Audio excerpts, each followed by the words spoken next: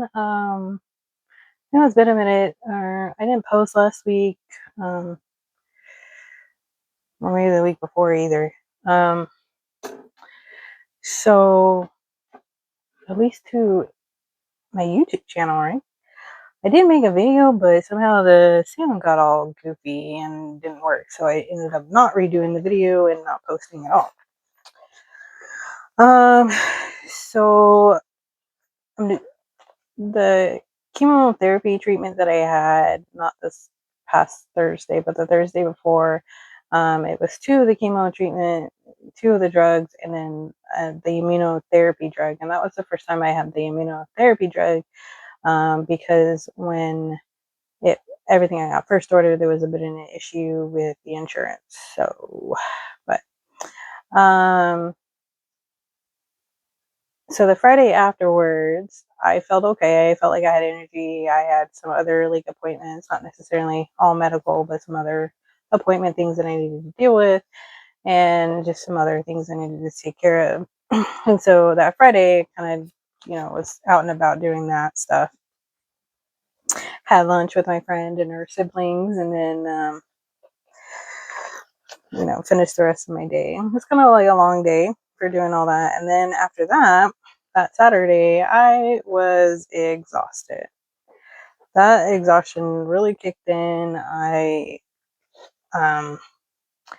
was just really, really tired. I don't know, but it really carried on. Carried through Saturday, through Sunday, through Monday. I was just, yeah, I was pretty more exhausted than usual. I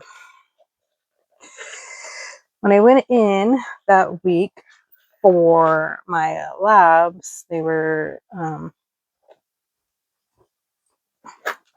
okay. They were a little off, but it was just straight exhaustion, and my stomach was kind of bothering me. So let's see, Saturday, Sunday, Monday, there was a lot of time in the bathroom. I didn't feel nauseous. Wasn't throwing up or anything like that, but everything I ate really kind of just went through me, sadly. And so, um, yeah, like I think I spent most of the time asleep more than I was awake for that week. So, um, and then I ended up doing a hydration, I guess what they call a hydration pack or whatever you want to call it, that week. So, I started to feel a little bit better even by the time I had to have my chemotherapy on Thursday. I'm starting to feel a little bit better. Um, and then I had my chemotherapy, which was just the one drug, which is Taxol. So I am doing Taxol every week. And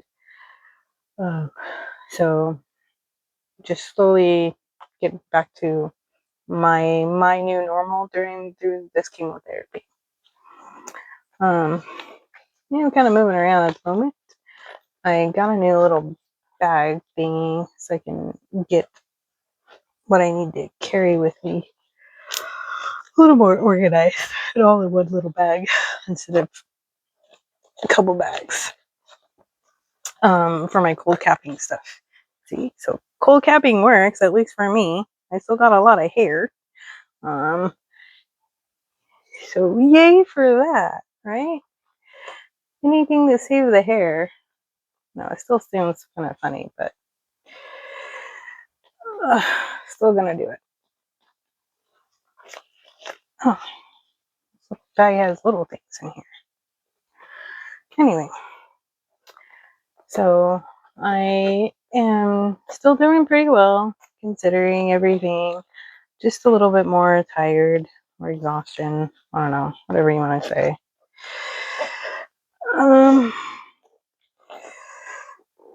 And after the hydration pack, food is not going through me like it was. So that's a good thing. And still don't have like crazy amounts of energy. I do something and then get kind of pretty tired. Like, I had to go get my booster shot today. The thing that helps with the white blood cells and whatnot to help keep my levels kind of in a normal range. I did that, and then I ran to the grocery store to get some stuff for dinner tonight, and then now I'm ready to like take a nap, even though we should probably have dinner soon. I don't know. It's still like 4 something, right? It's still kind of early. But yeah, so excuse me. So yeah, I get kind of pretty tired pretty quickly when I do something. Yesterday, I worked on this lovely room that I'm in. This is a spare bedroom that I have. This is my spare bedroom that I literally will throw anything and everything in here. There's no rhyme or reason to it at this point. There's like random stacks of papers, random stacks of books, or random stacks of just random stacks of randomness. There's a bed in here. So it's supposed to be like my guest room. That's just covered in my crazy mess of things. Although I did do a little pile yesterday. So even after that, I got pretty tired and I was just sitting there kind of sorting through little piles of it. But hey, at least I accomplished one thing yesterday. So that is my goal, to just kind of sort through things and kind of get this room more tidied up and a little more organized than me just throwing everything in here. This is the room, although I store like all my travel stuff in here, my suitcases, and just like, the little travel size stuff and everything. Like that stuff is organized, but nothing else. So, I mean, my books look better now. I did get that kind of taken care of. So the bookshelf looks better, a little fuller. And yeah, like I said, I look in here and I'm like, I don't know what I don't think anything's gonna get done in here today. Minus my cleaning up my little cold cap thing. Bag. But yeah. So I ended up making a little short video about cold capping, because somebody in the Facebook group was asking me about it. Because there are different things for cold capping. So I did make that short little video. So maybe I'll add that too. So kind of talk about cold capping and a little bit of it. But I guess since I bring it on, it's this thing that goes on your head, that has non-toxic antifreeze that runs through it. Kind of an interesting thing. So I got this blue cap right here, and that non-toxic antifreeze goes through these little things. So I put this on your head to keep, and it's cold during the whole time. I ended up getting those fabric hairbands or whatever, to put on my forehead when I'm there during chemotherapy, because this right here, because the cap covers my forehead, and that's just a little too cold to be on the skin. So, which reminds me, I need to put one of those in my other thing. I think I had some extra ones. Maybe not. Yeah, see these things. Let's put it right here, and then I don't have to worry about that coldness on there. Let's put this on without the little thing. Yeah, so this goes on my head. You get your hair wet, and you put this on, and you put the gray cap thingy on here. This is what tightens it to your head. But my mom helps me with that. So stays pretty cool during treatment. I have to get hooked up, go there, get hooked up, and then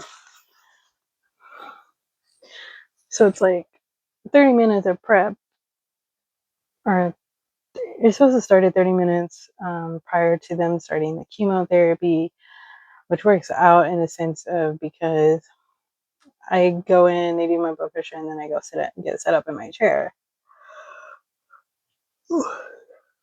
And then when that gets all hooked up, and then that gets started, and then they start doing like the pre-drugs.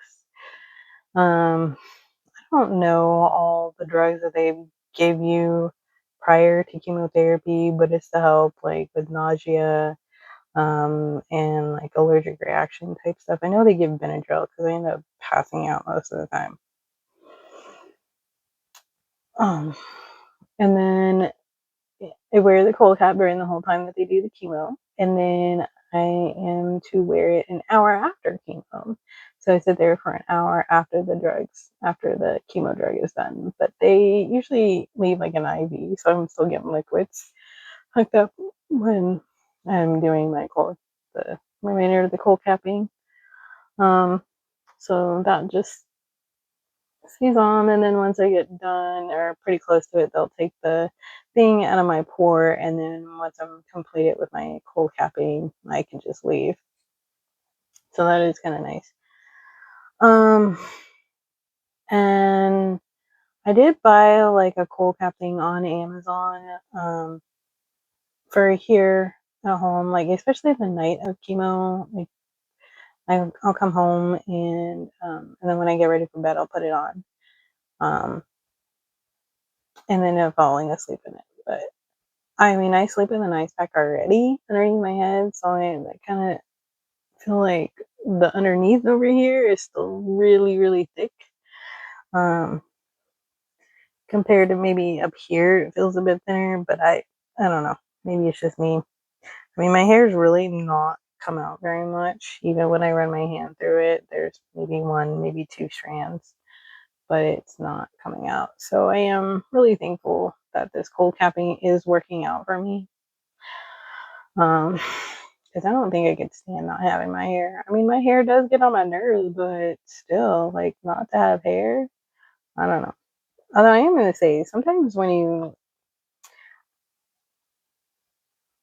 in those Facebook groups that when you start talking about cold caffeine, there's some that almost make you feel like you're being attacked by them, like they're attacking you for doing cold capping. It's almost like, no, you have to go bold, like it's a rite of passage or something. Like, I don't know. To me, some of them give off these weird vibes when you bring up cold capping. It's just, I don't know, the words that they use where they get kind of angry at you. I don't know if they're mad at you for like doing it and it being successful for you. I don't know. Or some people talk about it like how much work it is, and I'm like, my hair is work already. Like, yeah, I'm gonna do something. I mean, I have natural curly wavy hair. I was kind of trying to straighten it out this last night because it just poofs out, right? Like I was like kind of pulling it back a little while it was still kind of wet while it was drying because with cold capping it tells you really not to be using a hair dryer or straightener kind of thing, so I'm not really doing that. Not really, you know not really supposed to be putting your hair up either kind of thing. Like when I eat, I do put a clip in, so it's not annoying. Ooh, sorry. So the hair is not on my face when I'm eating. And I don't have it tight or anything. But like, yeah, like I said, I was trying to kind of keep it more like, but it wasn't. But then it gets all poofy. My hair is poofy. Whatever. Hair is hair, right? Until you go through this, and then you're like, "Fuck, I don't really want to." Yeah, it's not something I can deal with. Literally, having a bald head. I don't know. Just my personal preference. Like, I was like, no. And I think that's kind of something that might have just broke me with having my hair come out in clumps. So I chose to go a different route, and so far it is working good. Um, the MA for my oncologist did cold capping when she was going through cancer treatment. And she did tell me that she lost 50% of her hair. Now, this woman, I've known her, well, I've known of her for quite some time. She was the MA for my primary care doctor that I had years ago. He Unfortunately, he did take his own life. 2015, 16, somewhere around there, he decided to take his life, which was really sad. I kind of knew of his daughter as well. She was on the cheer team with my neighbor girl who lived across the street from me when growing up, and we're about 12 years apart. So when I was there for her cheerleading, if she needed an adult, I would go. So that way she could have her own hotel room with her friend or whatever. So that way she didn't have to share with people. So I'd go. So I was there and kind of watched his daughter grow throughout the years and stuff because of my neighbor girl.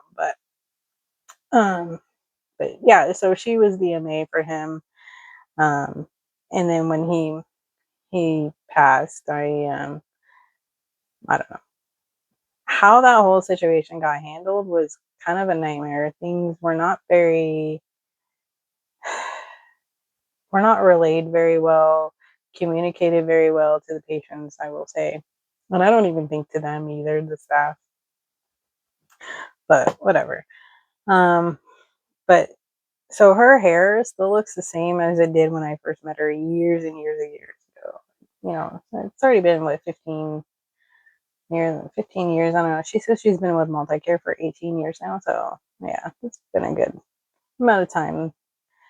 But yeah, so when I came to the oncologist and she was the MA for him, I was like, oh, hey, a friendly face.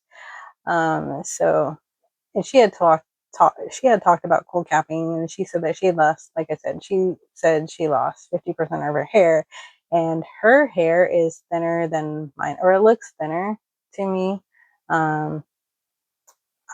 My background is Hispanic. My mom's side's Spain, kind of came from Spain and Poland, and then my dad's side is uh, Mexico and some Spain in there. I've never really dove into it completely, but there is. So I'm, darker skin. My hair is darker. My hair is thicker. Uh, I don't know what the MA is. She just appears to be white, and her hair is lighter, blonde, almost looks blonder. So, not sure if ethnicity has to do with it or background or what, but obviously we have two different hair types, and she lost about 50%, and I really haven't. I mean, I'm not completed. I'm not done with this yet, but she's her and she doesn't have breast cancer. It's a different kind of cancer too. But so again, I don't know how these cancers affected with the treatments. I don't know. But for me, when I'm due Taxol and I don't remember the other chemo drug, I am doing okay. Keeping my hair using cold capping. So, yeah, I don't know what else. So I guess if you're following me, I think I only have 2 followers on this channel, but I think they're coworkers. So I miss you guys. I kind of wish I was. I wish I was able to work, but I guess in a sense, I'm kind of glad I'm not. I guess there was something the CDC sent something out that I don't know. I got a little scoop on that, but I don't know exactly what it was. They were talking about it. I don't know, but I guess something was going on around the airport with internationals coming in for the FIFA thing. So, I mean, that's a good thing that I'm not there because of that. But I was really not gonna lie. Like, I was looking to going back to work and putting in overtime. Um, I I don't know, it's just kind of funny because I had to have the hysterectomy in February, and I was thinking like, oh, I'm gonna take a big hit out of this endometriosis BS that I've been dealing with it for years and years, and I was hoping that hey, that the surgery, by doing that, it was gonna take a big hit, and I was gonna be able to maybe feel a little better with the cramping and maybe even some of the migraines, because I was starting to wonder if the endometriosis is somehow, I don't know, causing some of that. I don't know, right? Because I've never really looked into the endometriosis. I do belong to some groups, but that's been more in the last few years. And some of them, some people complain the way they talk, and I'm just like, dude, shut the fuck up. I know I probably shouldn't do that, but I don't know. Being in some of these groups, I don't know if it allows people to be over dramatic or people really are that dramatic. I don't know. I think like when I'm being dramatic, I'll say it and be like, I need this moment or something. But some of these people, it just feels like it's every time. And I'm like, dude, seriously? But even like I was talking to my sister in law the other night about what I'm going through. And in the sense, I haven't been too emotional about this. Like, I'm not crying or being like, oh, I'm going to die or something crazy, anything like that. But in the sense is like, yeah, this sucks, but there's not much I can do about it. It's happening. Like, I didn't ask for it. I didn't go do something or whatever. And I don't know. It just happened. I mean, the only thing I can control is what I do from here on out. Going to the doctor's appointments, listening to the doctors, and their opinions on things or what they feel is best. That's all I can really do. I mean, I don't have medical training. I'm not about to go read a bunch of medical notes and medical documentation to see if I can find a better way. Like, sorry, but no, I'm just not gonna do that. I didn't go to school for it. I didn't have the desire to go to school for it. So I'm putting my trust into a doctor or a person that decided that they were going to go to medical school, that they were going to study this stuff, and they were going to look for whatever ways to make this better. So that way somebody didn't have to go through it or whatever. That's on the medical community. Like, those doctors, you know, that's what it is. It is what it is. There's not much I can do about what's going on.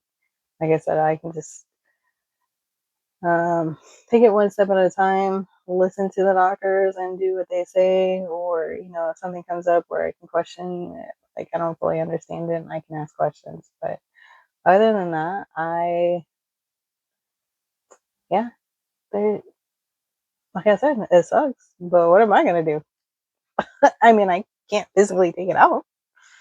Um, you know, they tell me rest is the best thing for it, so I am getting my rest. I'm not up overdoing things. You know, um, so I sleep. I sit in my chair. I watch some shows. I maybe take a little walk. Little walk. You know, because people, in those groups also say, um, that they felt like walking. That doing some exercise really helped them. So, you know, I do some walks and get some steps in. So that way, it might not be my 20, 30,000 steps a day that I used to get when I was at work, but I get some.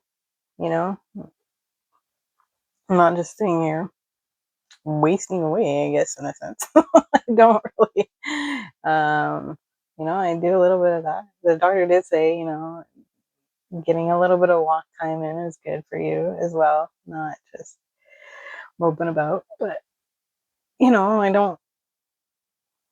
I'm not depressed about this.